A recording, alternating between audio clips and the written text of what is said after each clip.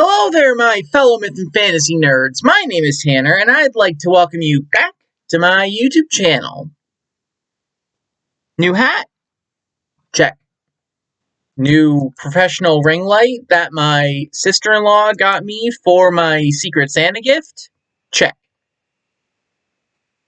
Now that we're up to speed, something that I've been wanting to do on this channel for a while now is talking about / telling you guys the story of the Journey to the West.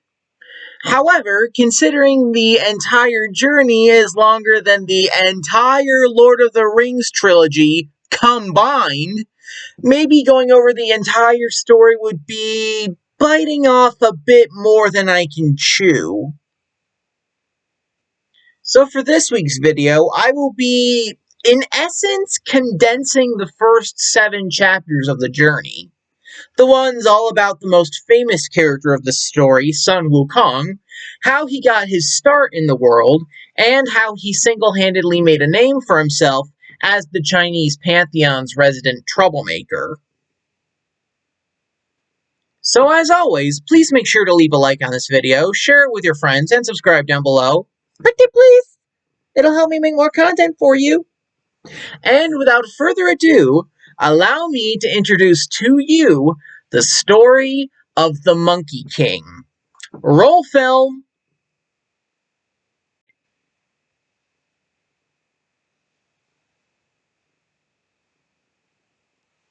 Our story begins on the mountain of flowers and fruit. The mountain was home to many different creatures, both mundane and wondrous. From the monkeys swinging through the trees to the phoenixes and dragons keeping watch over the skies, everyone lived on the mountain in peace and harmony. That is, until the boulder broke in half. You see, on the mountain's peak there sat an enormous boulder, which, ever since the great beginning, had been absorbing the heaven's truth, the earth's beauty, the sun's power, and the moon's mysteries. Due to this meeting of opposing forces, of yin and yang, one fateful day, the boulder cracked and split right down the middle, revealing a smaller, somewhat egg-shaped rock, about the size of a basketball. There the smaller stone egg sat, in the remains of the bigger boulder, until the wind blew in and caressed the stone. As the wind blew across the surface, small cracks and fractures spread, forked, and webbed across. Soon, pieces started chipping and flaking off, and what was left over smoothed itself out, polishing and sculpting itself, until there was nothing of the original stone left. Instead, sitting in the middle of the pieces of boulder and the flakes and chips of the smaller rock, there was a small stone monkey, who immediately stood up and looked around where he was. As he looked around, suddenly a golden light shot from his eyes and blasted into the palace of the Jade Emperor, ruler of heaven itself.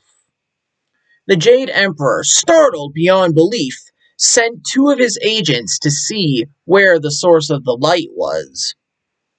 When the officers came back and reported on what they saw, the Jade Emperor told them to keep an eye on the monkey just in case, but don't engage unless absolutely necessary.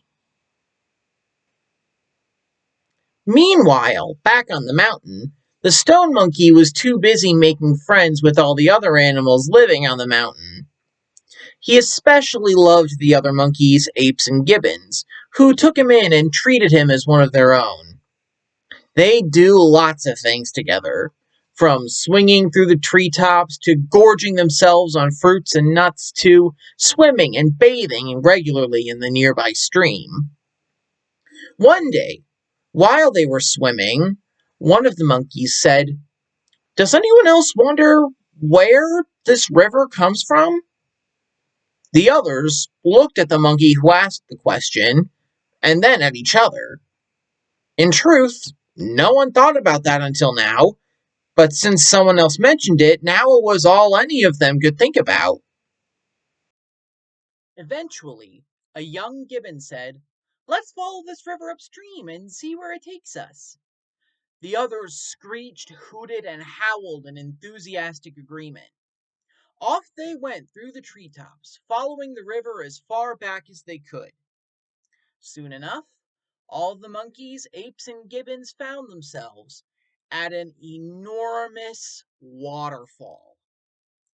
They all stared at the curtain of water, tumbling and crashing onto the rocks below.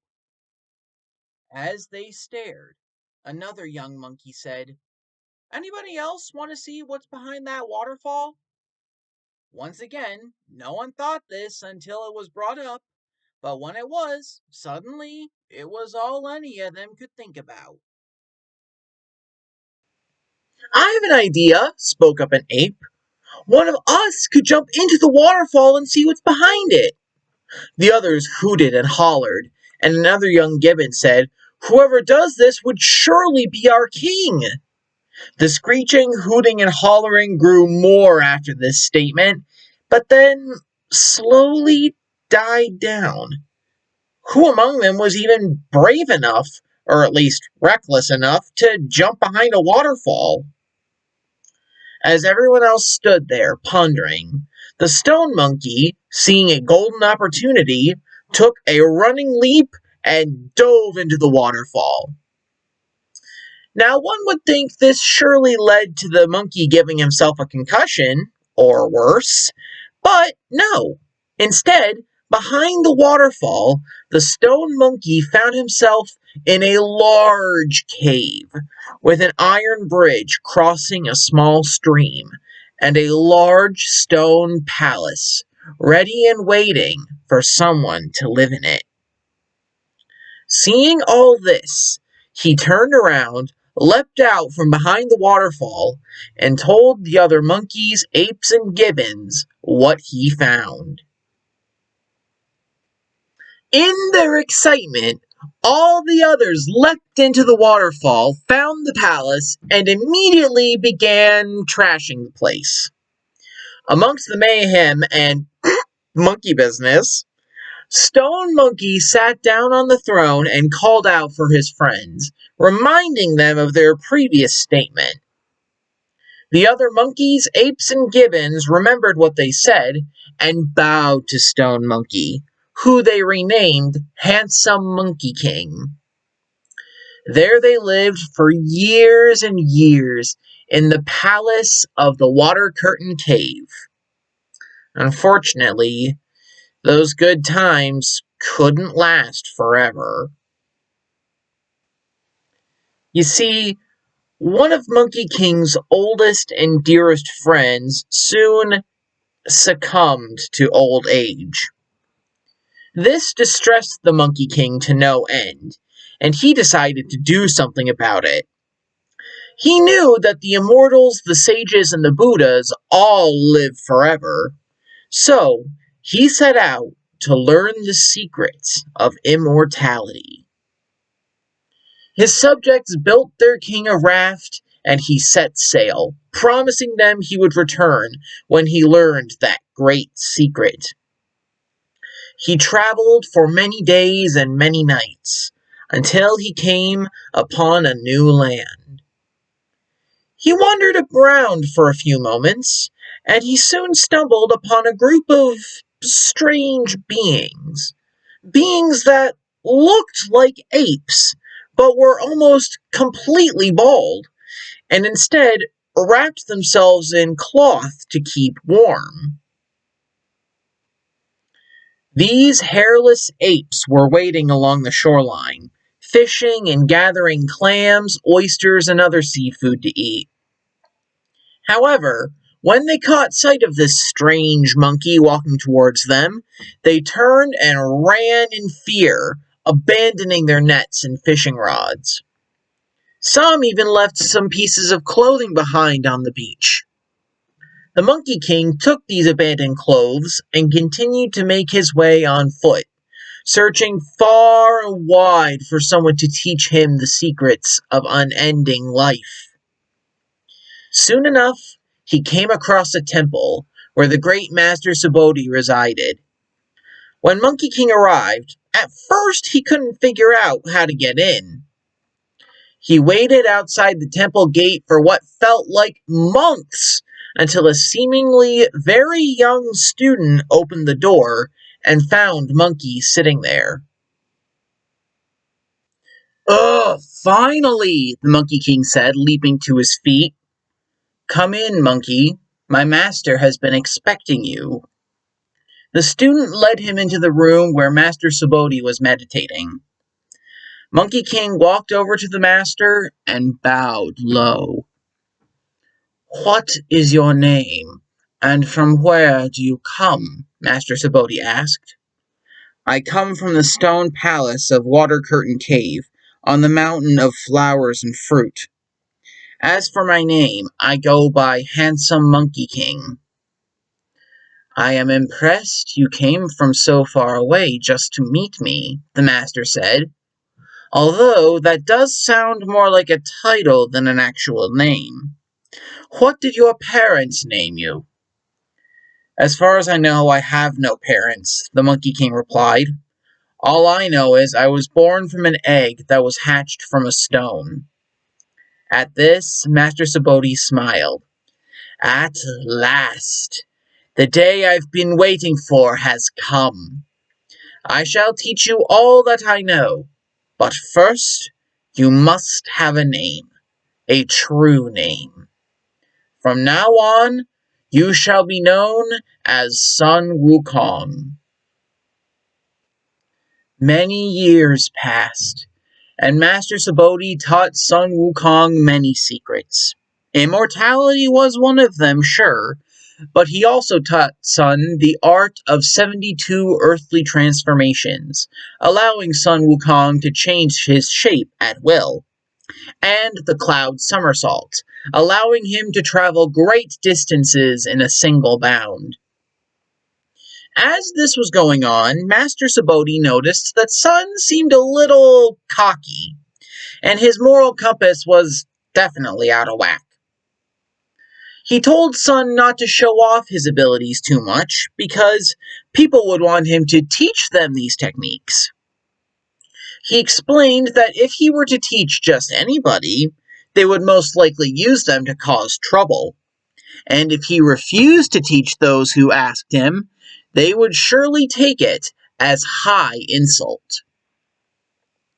He also warned Sun to never reveal who taught him these techniques. Sun, being the loyal student he was, told his master he would never reveal these secrets. Master Subodhi also warned Sun of the 3 great calamities. He told Sun that the Immortals weren't big fans of people defying death, so as punishment, every 500 years they would send one calamity after another. "Listen well and be warned, my student. The first punishment shall be the calamity of thunder, which will try to strike you down where you stand. 500 years later, the great calamity of fire shall be upon you. The great fire of Samadhi shall try to burn you to ash, and leave all of my teaching wasted. Finally, if you have survived both of these calamities, the third, the calamity of wind, shall try to reduce your body to dust. There is a reason I taught you the art of 72 earthly transformations. If you can disguise yourself and evade these 3 calamities, then my teachings shall keep you alive forever." Sun soon woke up in the forest where he found the temple. However, it seemed to have vanished into thin air, and it seemed as though Sun had merely been in a deep, trance-like state. From then onward, whenever Sun was asked where he learned these techniques, he would merely say, "I learned them in my dreams." Sun used his cloud somersault technique to leap back home to the mountain of flowers and fruit. When he reached home, he expected to be welcomed with cheering and partying. However, when he walked through the door, he found his palace ransacked and his primate subjects injured and frightened. "What happened here?" he asked his subjects. "Oh, handsome Monkey King," said a gibbon, "it's been horrible without you. The powerful, monstrous king of havoc has been coming in, stealing our food and our water, and taking our children and our children's children to be used as slaves."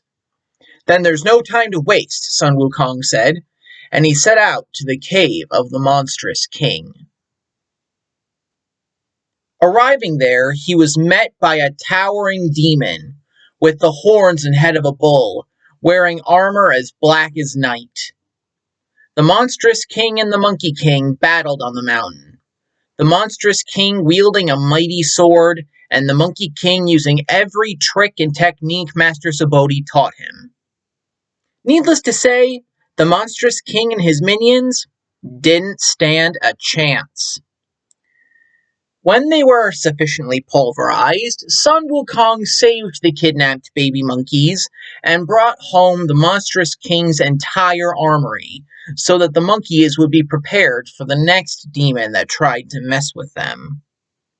However, amongst the many weapons he granted his subjects, Sun wasn't able to find a weapon that suited him. Then he remembered his master teaching him about the 4 great dragon kings, who possessed many treasures.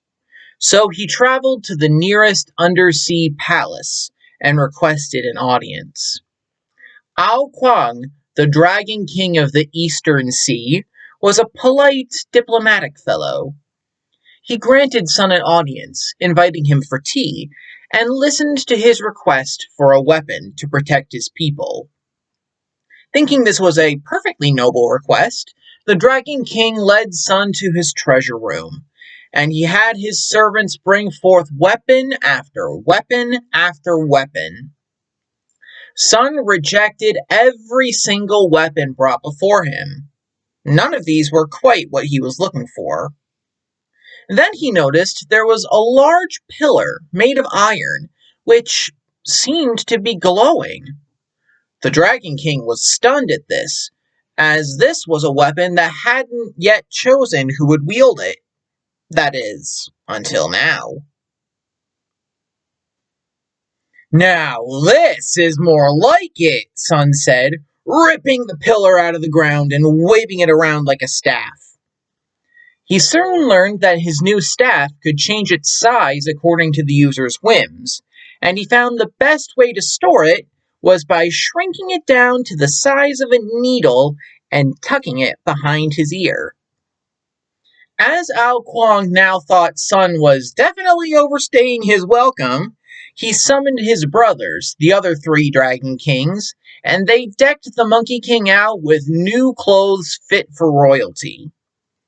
These included a shirt made with golden chainmail, a cap made from phoenix feathers, and boots that allowed him to walk on clouds. Sun Wukong thanked the Dragon Kings and left for home.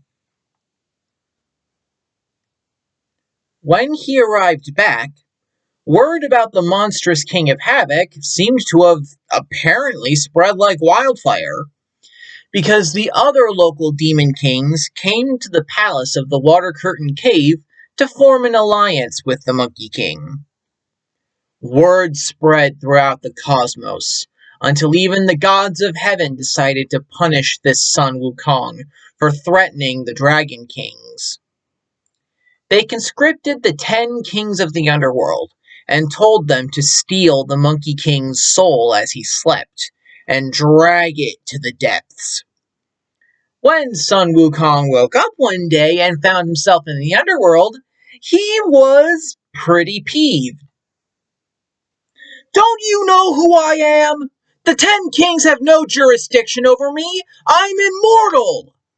Thinking quickly, the 10 Kings said to the Monkey King, "Well, there must have been a mix-up. Something wrong with our records. There are probably several Sun Wukongs in the upper world, right?" They brought out the record book of the dead and found Sun Wukong's name. But before they could stop him, Sun immediately blotted out his name from the records, along with as many of his monkey friends as he could find. This caused them to forever be out of the 10 Kings' jurisdiction, and subsequently made Sun immortal times 2. At this point, the Jade Emperor heard about the Monkey King and his antics, and demanded he be executed at once. However, his royal advisor, the Gold Star of Venus, suggested, "What if, instead of executing him, we give him a position amongst the heavenly bureaucracy? Think about it. If we give him a job of some kind, we might be able to better keep an eye on him." The Jade Emperor, liking this idea, summoned Sun Wukong to the Jade Palace and gave him the position of Protector of Horses. Sun takes this in stride until he eventually learns that being the heavenly stable boy was actually the lowest position in the entire bureaucracy. Angered by this, Sun threw a diva tantrum, immediately leaving the stables, heading home, and appointing himself the title Great Sage Who is Heaven's Equal. The Jade Emperor wasn't happy about this rudeness, but, with advice from Goldstar, recognized this self-appointed title and gave the Monkey King a slightly more important job: tending the orchards of the Peaches of Immortality. Now, they thought that the Monkey King wouldn't be tempted by these peaches because they granted him something that he already had. They also knew that the peaches took around 3,000 years to fully ripen, so they figured that would keep him occupied for a while. A few years later, 7 heavenly attendants came to harvest these peaches so that Shi Wang Mu, the Queen Mother of Heaven, could host her Imperial Peach Festival. However, they were surprised to find no peaches and one very full Sun Wukong, who, because he ate all the peaches, was now immortal times 3. When the servants scolded him, telling him the peaches were meant for the festival, he realized there was a party going down that for some reason he was not invited to. He couldn't very well let this happen. He was the great sage who was heaven's equal after all. So he magically trapped the servants in the orchard and went to crash the party, disguised as an immortal who was already invited. In disguise, Sun Wukong gorged himself on the food and drink of the gods, which, considering that also makes one immortal, caused the Monkey King to be immortal times 4. Very tipsy, he soon found his way into the upper levels of heaven, where only the purest of souls were allowed to go. He stumbled into the chambers of the great philosopher Lao Tzu, and sitting there in plain sight, for some reason best left to Lao Tzu, there sat his formula and several batches of the elixir of immortality. Of course, Sun Wukong just could not resist taking this elixir, which therefore made him immortal times 5, but also immediately sobered him up. Realizing that these reckless deeds would not go unpunished, he immediately ran back to his palace and prepared for the battle that was surely going to happen. The Jade Emperor, fed up by Sun Wukong's troublemaking, ignored Goldstar's pleas for more diplomatic approaches and sent the entire heavenly army to capture and execute Sun Wukong. But guess what? Sun Wukong easily defeated wave after wave of opponents. From all 100,000 heavenly warriors, 28 constellations, Naja, the third Lotus Prince, and all four heavenly kings. In fact, all their efforts merely made Sun laugh. He was just that immortal. Finally, all this battling caught the attention of Guan Yin, the Bodhisattva of mercy, and Moksha, her disciple, and they came to see just what was going on. Moksha and Sun Wukong battled each other, but of course Moksha was defeated just as easily as the others.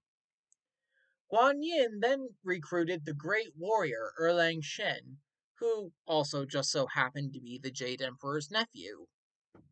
Turns out, Erlang and Sun were evenly matched when it comes to dueling, and they soon used their respective shapeshifting abilities to transform into giant, kaiju-esque versions of themselves. Unfortunately, when the monkey army was frightened away by their leader's transformation, Sun was, understandably, distraught. Transforming into a fish, Sun vanished into the river. However, Erlang opened the third eye that was hidden on his forehead, which allowed him to see the truth behind the lies, and saw where Sun was hiding. Erlang transformed into a much bigger fish to follow Sun, at which point Sun took flight as a sparrow to get away. At that point, Erlang transformed into a sparrowhawk to catch up with Sun, and they entered the age-old trope of the shapeshifter duel. While Erlang was busy providing an effective distraction, Lao Tzu was able to capture Sun Wukong using his special diamond jade ring, and now the execution could commence.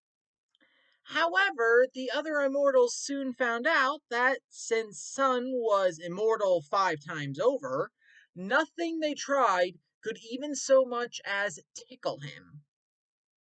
Soon, Lao Tzu came up with the idea of sticking the Monkey King in his 8 trigrams crucible and leaving him to roast for 49 days. This way they could, theoretically, extract every last drop of immortality elixir while leaving the Monkey King as dead as a doornail. 49 days later, however, when they opened the crucible, they found the Monkey King not only alive and well, but with his body forged like armor and his now burning red eyes able to see and recognize evil. Because of this, the Jade Emperor finally had to call upon his last resort, Buddha himself. "Step aside, old man," Sun Wukong said. "These so-called gods have disrespected me for the last time. I want the Jade Emperor kicked off his throne and for me to rule heaven in his place." The Buddha sat calmly and listened to the monkey's demands. "Very well. Let's make a wager, shall we? If you can successfully jump out of the palm of my hand, I shall declare you worthy of being the new Jade Emperor. Deal?" Hmm. Hmm. Hmm. Deal, Sun Wukong responded, and, using his cloud somersault technique, leapt as hard as he could out of the palm of Buddha's hand. He jumped so far that he wound up at the edge of the universe, where he could see nothing but 5 large pillars. To prove he was there to the Buddha and to everyone else, Sun Wukong wrote a message on one of the pillars saying, "Sun Wukong, great sage who is heaven's equal, was here."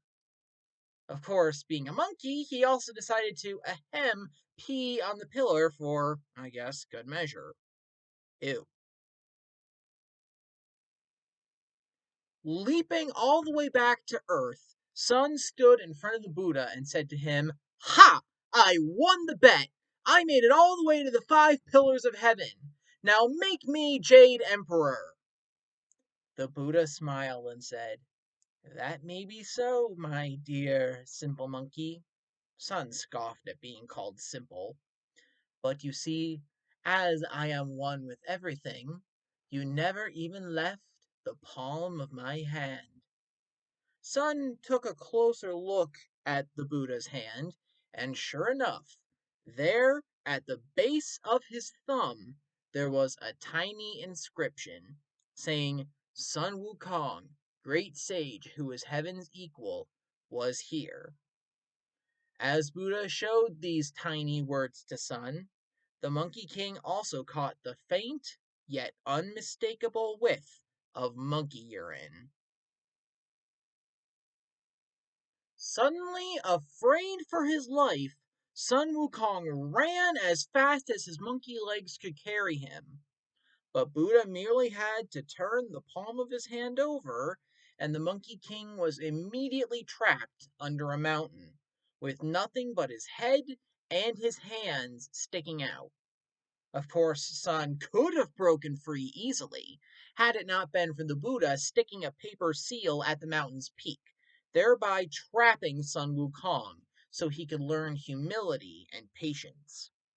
Of course, Sun would be freed from his punishment after 500 years, but that's a story for another time. Woo! And there we have it. That was the story of the Monkey King. Quite the roller coaster, huh? If you liked this video and you want more, please consider leaving a like and subscribing down below so you don't miss any new content from me. Also, if you have any other ideas you want to see in any future videos, please leave your suggestions in the comments down below. Who knows? It might just happen. Alright, well, that's all the time I have for this video, so I'll see you all next week with some brand new content for ya. See you guys then.